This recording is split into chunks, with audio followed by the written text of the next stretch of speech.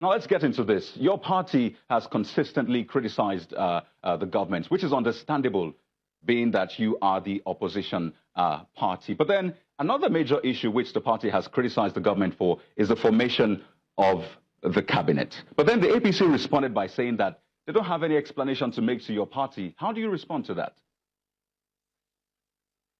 Well, let me first start by saying that it's a pleasure for me to meet a long-time colleague, friend, and comrade, Barrister Festus Okoye, for the first time meeting INEC at its highest level, and also Femi. I don't know whether he's been reappointed or he's still a spokesman of the president.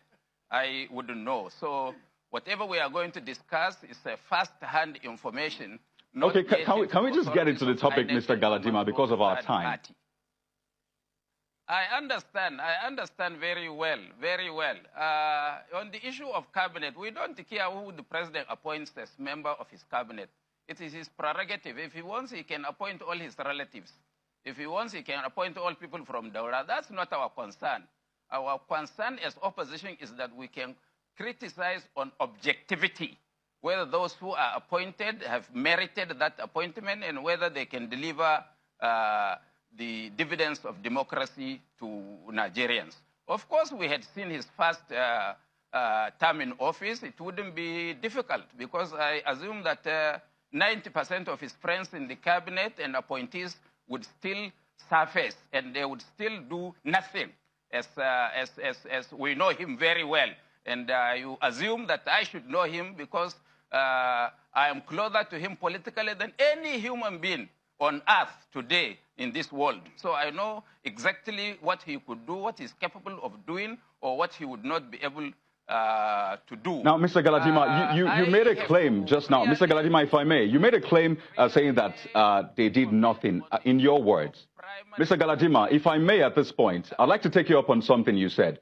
You made a claim that they did nothing, in your words. But then you remember the president's speech on June the 12th, where he chronicled some of the achievements of his administration. Surely that is not nothing.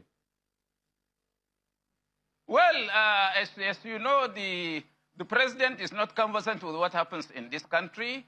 He's been cycled by people who do not tell him the truth, and he has no way of finding out actually what is on the ground.